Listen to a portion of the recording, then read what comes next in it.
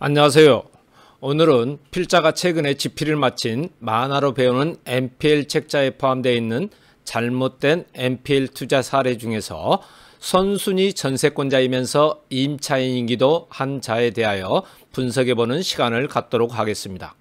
필자는 이와 관련된 질문을 많이 받았습니다.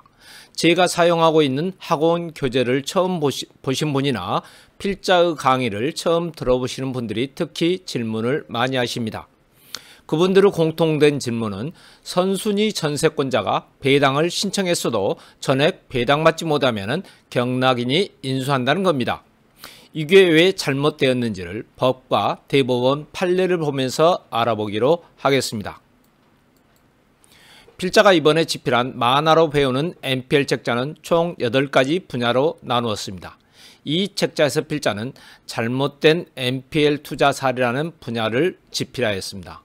오늘은 그 사례에 나온 것 중 하나를 보면서 생각해 보겠습니다.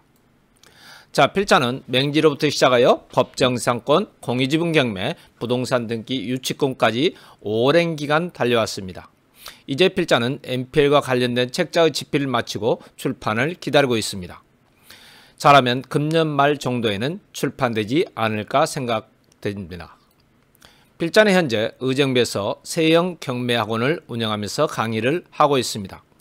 강의와 관련해서 많은 분들이 전화를 주시는데 학원 등록 여부와 관계없이 한번 들어보시는 것은 언제든지 환영하기 때문에 매주 화요일과 목요일 오후 7시부터 9시까지 강의 시간에 맞춰서 방문하여 들어보실 수 있다는 말씀을 드립니다. 매 강의는 강의 교재로 1시간 내지 1시간 20분 정도를 강의를 하고 나머지 시간은 현재 경매가 진행되고 있는 물건을 8건에서 10건 정도를 분석해 드리고 있습니다. 자, 현재 서울 경기 지역은 코로나19로 인하여 학원 수업을 대면으로 할 수가 없게 되었습니다. 그래서 그동안 준비해온 비대면 강의, 즉 줌 프로그램을 통한 강의를 하고 있습니다. 이와 관련하여 여러분들께 몇 가지 알려드리고자 합니다. 필자가 진행하는 줌 강의를 2020년 말까지는 여러분들 누구나 이 강의를 들을 수 있도록 했습니다. 듣고자 하신 분들은 카카오톡 오픈 채팅에서 OK 경매를 검색하셔서 필자에게 연락해 주시거나 학원 전화로 연락을 주시면 강의 시간에 맞춰 초대를 하겠습니다. 줌으로 강의를 듣는 방법은 아주 간단합니다. 휴대폰이나 노트북, 일반 PC 등 모든 기기로 수강이 가능하며 맨 처음으로 줌 강의를 시청하시는 분들은 필자가 보내드리는 사이트 주소를 클릭하시면 간단하게 설치할 수가 있습니다. 강의 시간은 매주 화요일과 목요일 오후 7시부터 9시까지입니다. 자, 필자가 진행하는 줌 강의는 금년도 12월 말까지 모든 분들이 무료로 들을 수 있도록 하였습니다. 유료 강의는 2021년 1월부터 시작하는데 수강료는 여러분들이 부담을 느끼지 않도록 월 10만원으로 책정하였으며 1년 수강 신청을 하시면 100만원으로 하였습니다. 또한 수강 신청한 모든 분들에게는 현재 학원에서 강의 중 사용하고 있는 기본 교재인 경매 강의 노트를 각각 택배로 보내드리고 1년 수강 신청을 하신 분들께는 현재 대형 서점에서 판매되고 있는 필자의 집필도서 7권을 무료로 증정하도록 하겠습니다. 이 7권의 도서 중 맹지, 법정지상권, 공유지분 경매, 유치권, 부동산 등기 책자는 진도에 맞춰서 강의를 해드리고 있습니다. 자, 익숙치 않은 분들을 위하여 줌 강의를 시청하는 방법을 간단히 설명하겠습니다. 먼저 줌 사이트에 접속한 후 프로그램을 접속한 후 회의 참가를 클릭하시면 이런 화면이 나옵니다. 여기에서 회의 아이디 460-727-7622를 입력 후 참가를 클릭합니다. 그러면 회의 암호를 입력하라는 화면이 나오는데 12월 31일까지의 암호는 1234입니다. 1234를 입력하고 클릭한 다음 우측 아래와 같이 참가를 클릭하시면 실시간으로 강의를 들으실 수가 있습니다. 자, 줌 회의 아이디는 460-727-7622이며 2020년 12월 말까지 암호는 1234입니다. 자, 수원지방법원 성남지원 2587호입니다. 이 물건은 금년도 1월 13일에 경락이 된 물건입니다. 자, 이 물건은 경락 당시 최초 법삭 가격의 24%까지 하락한 물건입니다. 이 물건은 선순위 전세권이 있다는 내용이 있습니다. 자, 세부 내용을 보니까 선순위 전세권자 겸 임차인인 유 모 씨가 있습니다. 또한 경락 내용을 보면은 세 차례나 낙찰을 받았다가 다시 경매가 진행되었던 것을 볼 수가 있습니다. 왜 이렇게 낙찰을 받았다가 대금을 납부하지 않아 다시 경매가 진행되었는지 그 이유를 알아보겠습니다. 자, 먼저 등기 분석표로 분석해 보겠습니다. 울구 21번에 최선순위 전세권자가 있습니다. 그런 다음 울구 24번 하나캐피탈이 근저당권을 설정했는데 이 근저당권을 해진에셋대부가 NPL로 매입을 했습니다. 즉 선순위 전세권 15억 원이 있는 상태에서 후순위로 설정된 4억 8천만 원의 근저당권을 NPL로 매입을 했다는 겁니다. 또한 울구 24번의 근저당권 2억 원의 근저당권도 NPL로 이전된 것을 알 수가 있습니다. 자, 이 물건을 전세권자 겸 임차인은 유모 씨를 포함하여 분석을 해보기로 하겠습니다. 보시는 바와 같이 유모 씨는 2016년 10월 31일 최선순위로 15억 원의 전세권 등기를 했고 2016년 12월 7일 임차인으로 전입을 하였습니다. 즉 유 모 씨는 전세권자 겸 임차인으로서의 지위를 가지고 있습니다. 또한 임차인 유 모 씨는 배당 요구 종기일 전인 2018년 4월 23일 배당 요구를 했습니다. 여기에서 많은 분들이 착각을 하시고 잘못 분석하는 경우가 있습니다. 이런 경우 법원 경매 기록을 보면은 법원에 따라서 임차인 배당 요구 또는 전세권자 배당 요구, 임차인 겸 전세권자 배당 요구 등 여러 가지 경우로 기재를 합니다. 그러나 이런 문구보다는 실질적으로 어떤 자격, 즉 임차인으로서 배당 요구를 했는지 아니면 전세권자로서 배당 요구를 했는지를 반드시 확인해야 합니다. 만약 전세권자로서 배당 요구를 했다면 선순위 전세권도 말소가 됩니다. 또한 이런 경우 선순위 전세권자가 전액 배당을 받든 받지 못하든 경락자가 인수할 금액은 없습니다. 많은 분들이 여기에서 잘못 알고 계시는 경우가 많습니다. 즉 선순위 전세권자가 배당 요구를 해서 전액 배당을 받지 못하면 그 차액을 경락자가 인수해야 한다고 말입니다. 그러나 그렇지 않다는 것을 뒤에서 판례 등을 보면서 알아보겠습니다. 자, 그러나 선순위 전세권자가 아닌 임차인으로서의 배당 요구를 했다면 선순위 전세권은 경락자가 인수해야 합니다. 반드시 이 점을 명심하셔야 합니다. 자, 먼저 대법원 2010년 6월 24일 선고 2009-40790 판결을 보겠습니다.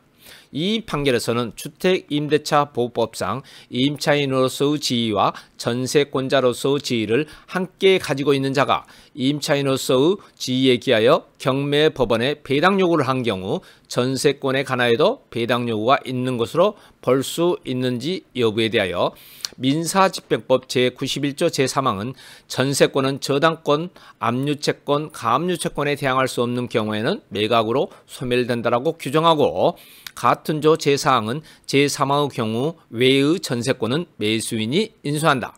다만 전세권자가 배당 요구를 하면 매각으로 소멸한다라고 규정하고 있고 이는 저당권 등에 대항할 수 없는 전세권과 달리 최선순위 전세권은 오로지 전세권자의 배당 요구에만 소멸되고 전세권자가 배당 요구를 하지 않는 한 매수인에게 인수되며 반대로 배당 요구를 하면 존속기간에 상관없이 소멸한다는 취지라고 할 것인 점, 주택임차인이 그 지위를 강화하고자 별도로 전세권 설정 등기를 마치더라도 주택임대차 보호법상 임차인으로서 우선 변제를 받을 수 있는 권리와 전세권자로서 우선 변제를 받을 수 있는 권리는 근거 규정 및 성립 요건을 달리하는 별개의 권리라고 할 것인 점에 비추어 보면 주택임대차보호법상 임차인으로서 의 지위와 전세권자로서의 지위를 함께 가지고 있는 자가 그중 임차인으로서의 지위에 기하여 경매법원에 배당 요구를 하였다면 배당 요구를 하지 아니한 전세권에 관하여는 배당 요구가 있는 것으로 볼 수 없다고 판결하였습니다. 그래서 이 물건은 선순위 전세권 15억 원을 경락자가 인수해야 이렇게 유찰된 것이고, 이 물건을 7억 4,300만 원에 경락받은 사람은 선순위 전세권 15억 원을 더하면 22억 4,300만 원에 경락받은 것과 같습니다. 그래서 엠피엘로 매입한 을구 23-1번과 24-1번의 사람들은 이익은커녕 원금도 배당받지 못할 뻔했습니다. 자, 이제 민사집행법을 보기로 하겠습니다. 민사집행법 제91조에는 인수주의와 잉여주의의 선택이 있습니다. 제91조 3항에는 지상권, 지역권, 전세권 및 등기된 임차권은 저당권, 압류채권, 가압류채권에 대항할 수 없는 경우에는 매각으로 소멸한다. 제4항에는 제3항의 경우 외의 지상권, 지역권, 전세권 및 등기된 임차권은 매수인이 인수한다. 다만 그중 전세권의 경우에는 전세권자가 제88조에 따라 배당 요구를 하면 매각으로 소멸한다고 되어 있습니다. 즉 선순위 전세권자가 배당 요구를 하면 매각으로 소멸된다는 것입니다. 자, 다음으로 대법원 2010년 7월 26일자 2010마 900 결정을 보도록 하겠습니다. 이 결정에서 최선순위 전세권자로서의 지위와 주택임대차보호법상 대항력을 갖춘 임차인으로서의 지위를 함께 가지고 있는 사람이 전세권자로서 배당 요구를 하여 전세권이 매각으로 소멸된 경우 변제받지 못한 나머지 보증금에 기하여 대항력을 행사할 수 있는지 여부에 대하여 주택에 관하여 최선순위 로 전세권 등기를 마치고 등기부상 새로운 이해관계인이 없는 상태에서 전세권 설정 계약과 계약 당사자, 계약 목적물 및 보증금 등에 있어서 동일성이 인정되는 임대차 계약을 체결하여 주택임대차보호법상 대항력권을 갖추었다면 전세권자로서의 지위와 주택임대차보호법상 대항력을 갖춘 임차인으로서의 지위를 함께 가지게 된다. 이러한 경우 전세권과 더불어 주택임대차보호법상의 대항력을 갖추는 것은 자신의 지위를 강화하기 위한 것이지 원래 가졌던 권리를 포기하고 다른 권리로 대체하려는 것은 아니라는 점, 자신의 지위를 강화하기 위해서 설정한 전세권으로 인하여 오히려 주택임대차보호법상의 대항력이 소멸된다는 것은 부당하다는 점, 동일인이 같은 주택에 대하여 전세권과 대항력을 함께 가지므로 대항력으로 인하여 전세권 설정 당시 확보한 담보 가치가 훼손되는 문제는 발생하지 않는다는 점 등을 고려하면 최선순위 전세권자로서 배당 요구를 하여 전세권이 매각으로 소멸되었다 하더라도 변제받지 못한 나머지 보증금에 기하여 대항력을 행사할 수 있고, 그 범위 내에서 임차주택의 매수인은 임대인의 지위를 승계한 것으로 봐야 한다고 했습니다. 이 결정에 있는 문구 변제받지 못한 나머지 보증금에 기하여 대항력을 행사할 수 있고, 이 문구에서 많은 분들이 착각을 하시는데, 이 말 뜻은 선순위 전세권은 배당 요구를 하면 무조건 소멸되지만은 선순위 임차인으로서의 권리는 유지가 된다. 즉 대항력을 행사할 수 있다는 말입니다.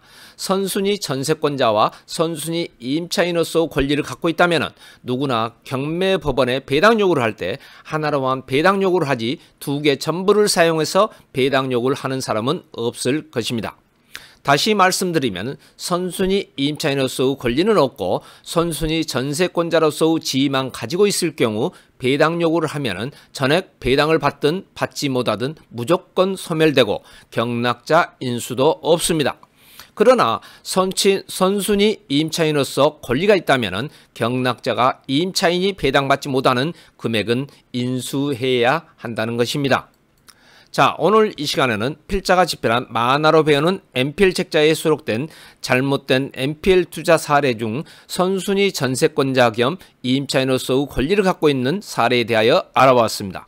이제 방송을 마치기 전에 여러분들이 방송을 원하시는 내용이나 주제 또는 사건 번호를 올려주시면 가능하면 방송을 해드리겠고, 이렇게 올리시기 전에 구독과 좋아요를 꾹 눌러주시길 바랍니다. 또한 필자가 오픈한 줌 강의를 들어보실 분들은 카카오톡 오픈 채팅 OK 경매에 신청을 하시거나 전화로 신청을 하시면 초대를 해드리겠습니다. 아울러 필자가 강의하고 있는 의정부 세영경매학원에 들리실 기회가 된다면 실제 강의를 한번 들어보시는 것도 환영합니다. 자, 이상으로 마치겠습니다. 감사합니다.